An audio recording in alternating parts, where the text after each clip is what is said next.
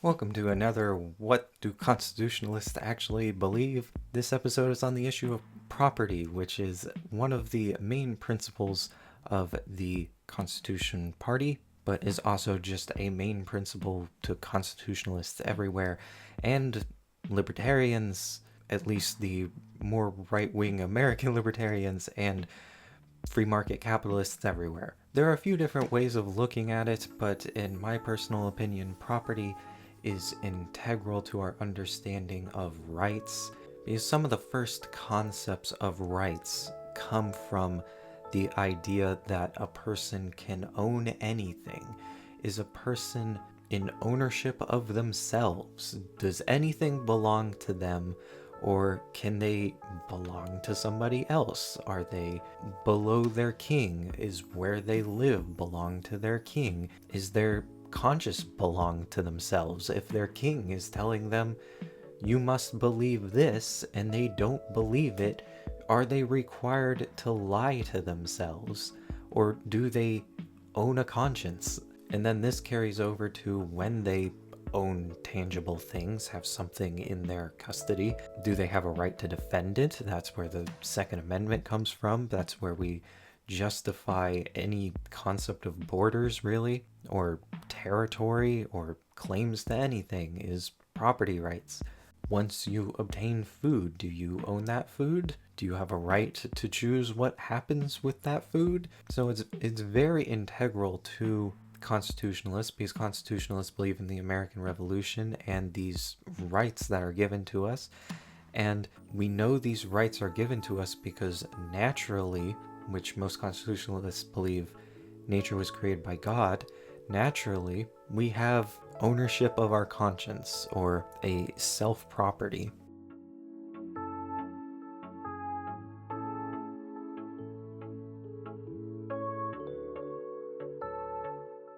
If someone does something insane and hurts other people, we typically place the blame on them, especially if they were fully aware of what they were doing.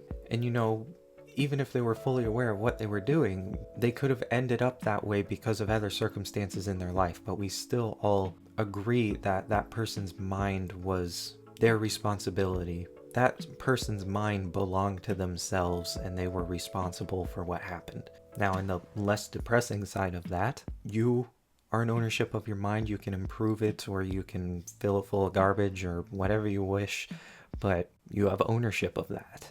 And you can break generational curses, or create them, or solve problems, or cause problems, but that ownership indicates that we are responsible for things that transcend our own understanding sometimes. And if someone gives me something, or if I earn something and I take that in as my property, I have a right to defend it.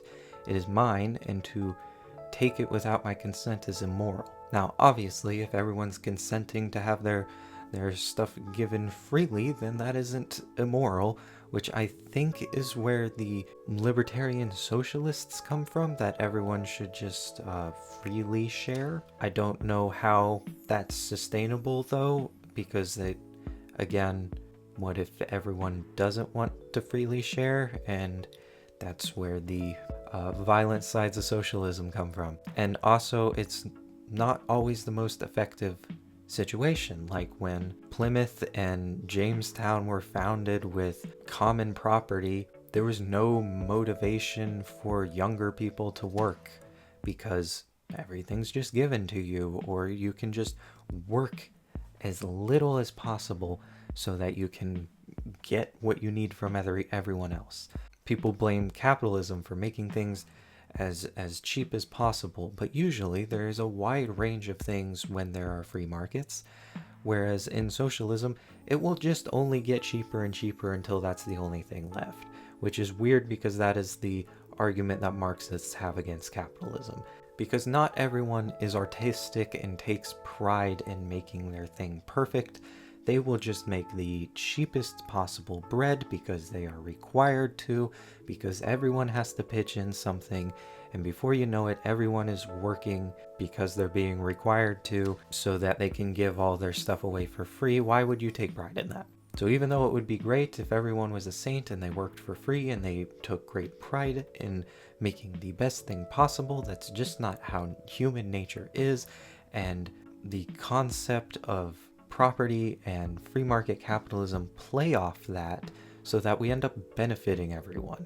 Because when people are taking responsibility for their household, the people in their household, when they see their earnings and that they can create more, they end up creating more for everyone else. And because constitutionalists are generally religious, they have no problem with charity and helping others. So you make more so you can give it to others. Even though we hear so much bad about America, we almost consistently are the most charitable nation on the planet. And that was due in part to our religious foundation. We have never had an established religion that requires people to fund it. Most churches don't require tithes for membership. You can just show up and be there. All our churches and everything they do is just donations. And that comes from our understanding of property, the responsibility it brings, and then the Christian conviction to love your neighbors. So constitutionalists wholeheartedly defend the right to property, even to people who don't agree with us. If you're not Christian or not even a constitutionalist, even if you're a communist, we don't believe the government should come and take your stuff, or anyone from that matter, and that you have a right to defend that stuff. This also goes into the issues of taxation and which taxations are actually moral, because you shouldn't be able to take someone's stuff without their consent. So constitutionalists often debate whether taxes on production, like the income tax, are justifiable, and revenue should only be generated using taxes on consumption. Or at the very least, there's something you can pay off. Like, why should property be indefinitely taxed? Why should the government be requiring you to pay for a property that you have paid off? Regardless, we universally believe taxes should be flat and affect everyone generally, because the Constitution only permits general welfare, meaning it benefits everyone broadly rather than a specific person, group, or organization.